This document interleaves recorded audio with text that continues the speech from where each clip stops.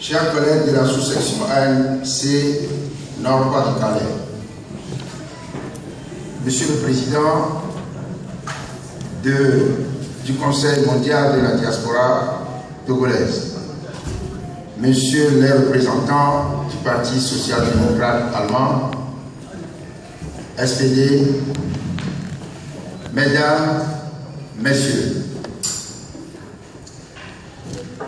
je vous remercie de prendre part à cette rencontre organisée pour partager ensemble les réflexions qui s'imposent à cette étape de l'évolution socio-économique, socio-politique de notre pays et précisément à l'heure où le Togo aborde un tournant décisif pour son avenir, un tournant décisif pour notre avenir.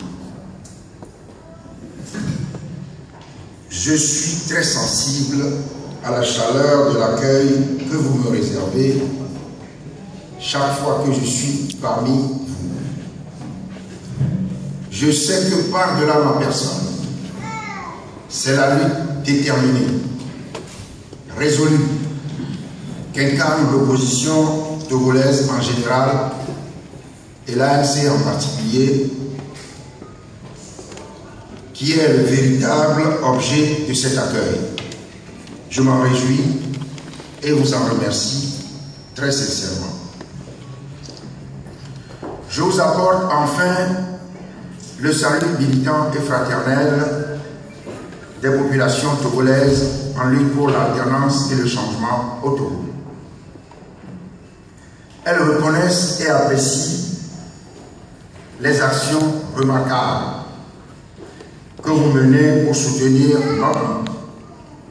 Et elles se joignent à moi pour vous remercier et vous féliciter très chaleureusement. Cette rencontre, nous l'avons tous toujours souhaité, vous et moi. Souvent, nous l'avons préparée, mais elle n'a jamais eu lieu en raison de mon calendrier. Cette fois-ci, nous l'avons programmée en tenant compte de ma présence en Europe, motivée par l'actualité politique togolaise. Ce rendez-vous a failli encore une fois être reporté. En effet, vous n'ignorez pas le deuil qui me frappe. Ma mère est décédée il y a quelques jours. Ces obsèques auront lieu les 2, 3 et 5 octobre. Je voudrais à cet égard exprimer ma gratitude pour les nombreuses marques de sympathie que vous ne cessez d'adresser à ma famille et à moi-même. Malgré ce deuil qui m'affecte profondément, j'ai tenu en toute responsabilité à honorer le rendez-vous de Wuppertal. Non seulement parce qu'il est pris de longue date, mais surtout en raison de l'importance que nous accordons à la diaspora, dont le rôle dans la vie de notre nation n'est plus à démontrer. Vous êtes toujours présents dans la vie de notre cher pays, parce que dans vos pays d'accueil respectifs, vous vivez d'une manière générale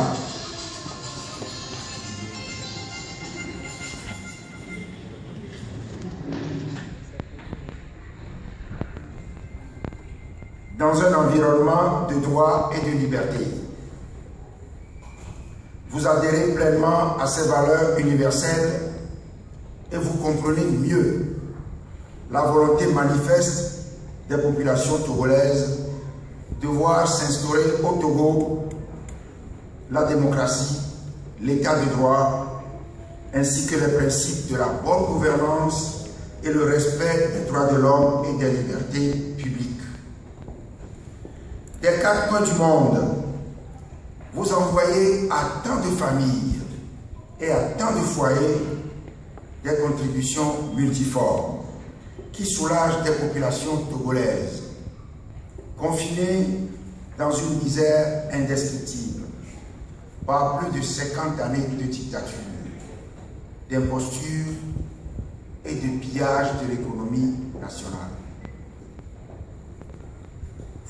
Voyez vous-même les milliers de milliards de francs CFA qui sortent illicitement du Togo chaque année, pillés par le régime RPT uni, comme en témoigne le rapport annuel de l'ONG américaine Global Financial Integrity sur les flux financiers illicites sortis de 144 pays, dont le Togo. Figurez-vous qu'au titre de la seule année 2008, selon ce rapport, comme l'a dit tout à l'heure mon collègue Abbas Kabwa, 2235 milliards de francs CFA sont illicitement sortis du Togo, alors qu'aujourd'hui, en 2014, le chef de l'État togolais va jusqu'au Moyen-Orient quémander 1000 milliards de francs CFA pour des projets de logement et d'infrastructures. Togolaises et Togolais de la diaspora, chers amis,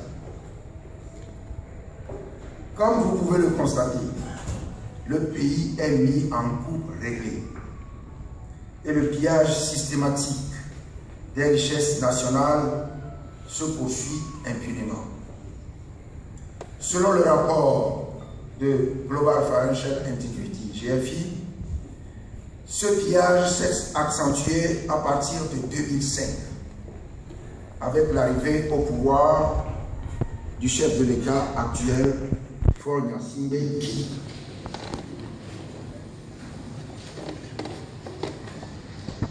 rappelons-le, reconnaît lui-même que seule une minorité s'accapare des richesses du pays.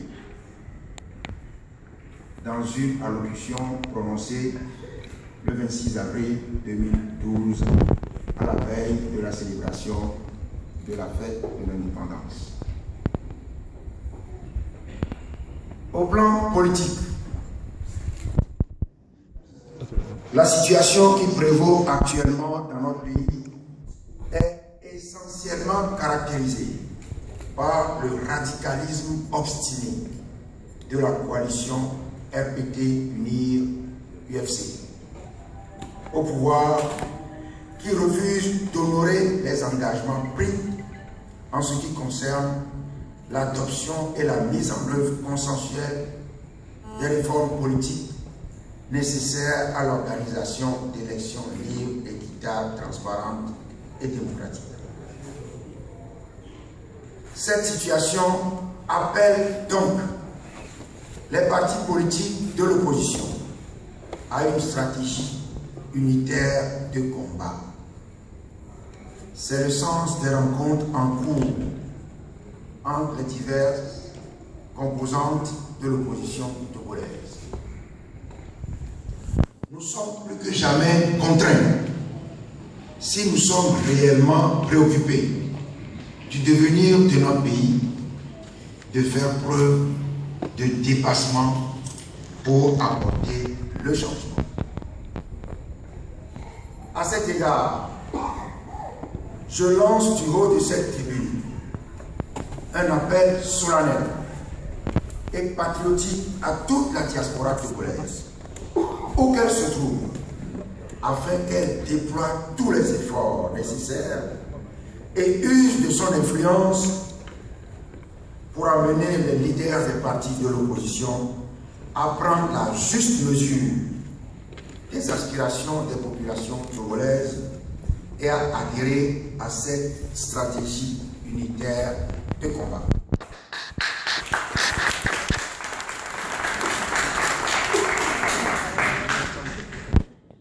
En clair, je voudrais compter sur votre sens du devoir et de l'intérêt général pour aider avec franchise et objectivité les leaders de l'opposition à ne pas se tromper d'adversaire et à faire bloc autour de la personne à même de conduire à son terme la lutte que nous menons depuis tant d'années. Il vous appartient également, tout comme nous sur le terrain, d'encourager et de sensibiliser les populations togolaises à se battre afin d'arracher les conditions optimales d'organisation d'élections justes et transparentes, à exiger l'organisation sur une base équitable et consensuelle des élections locales, aussi bien que de l'élection présidentielle de 2015. À s'inscrire massivement sur les listes électorales le moment venu, à éviter toute abstention au cours des scrutins, à voter massivement pour la victoire de l'opposition.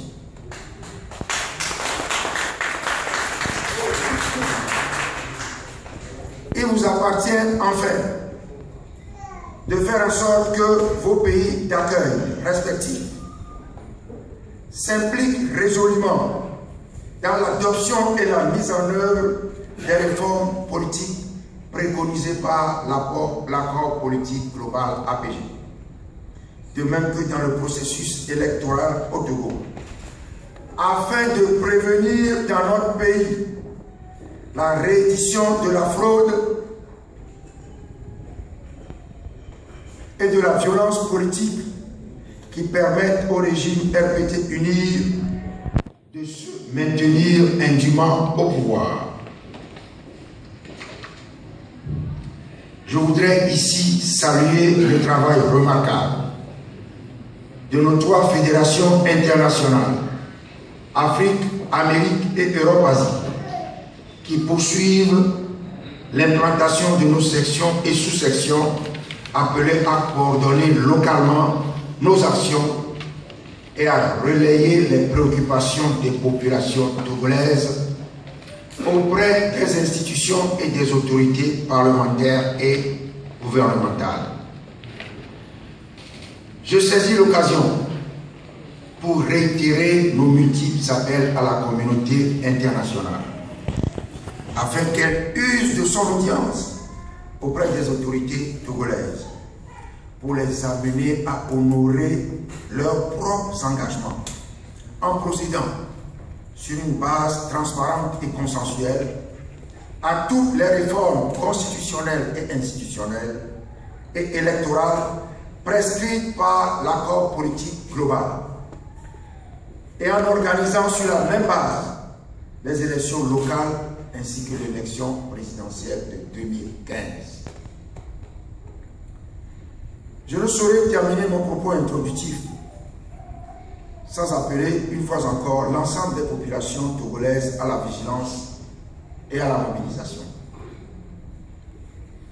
pour répondre massivement aux mots d'ordre de l'opposition et mettre fin à l'imposture et aux violations répétées de la Constitution et des lois de la République depuis plus de 50 années au Togo.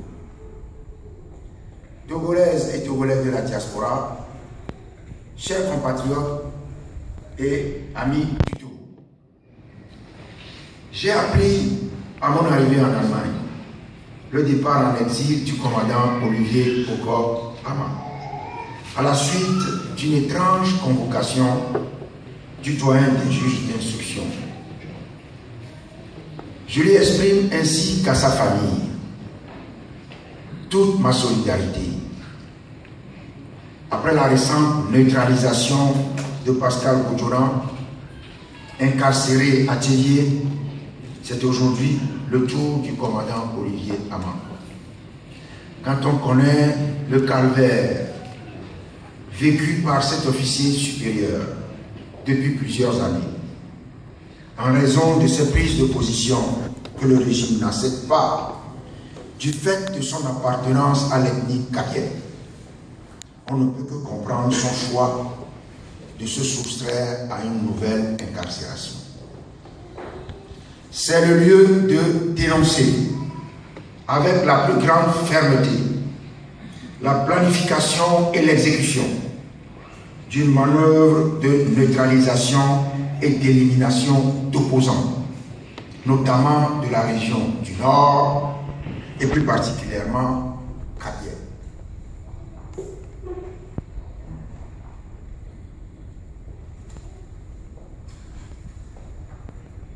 Nous lançons un appel à la communauté internationale afin qu'elle use de son influence pour faire cesser ces pratiques archaïques et d'un autre temps du régime togolais. Nous sommes, quant à nous, déterminés à œuvrer pour l'alternance et le changement auquel aspirent tous les Togolais. Ce changement est porteur de valeurs de liberté, de justice et de paix, de développement et de progrès social pour le Togo et pour le peuple togolais tout entier. Togolaises et Togolais de la diaspora, chers compatriotes et chers amis, nous devons arrêter les dérives du régime RPT UNIR qui compromettent l'avenir des générations de notre pays. Nous devons retrouver les valeurs fondatrices de la nation togolaise. Avec votre soutien et votre appui, avec votre engagement et vos nombreuses initiatives visant la réalisation de notre objectif commun, nous demeurons convaincus que demain, en 2015, nous ouvrirons ensemble de nouvelles pages de l'histoire de notre cher pays, le Togo.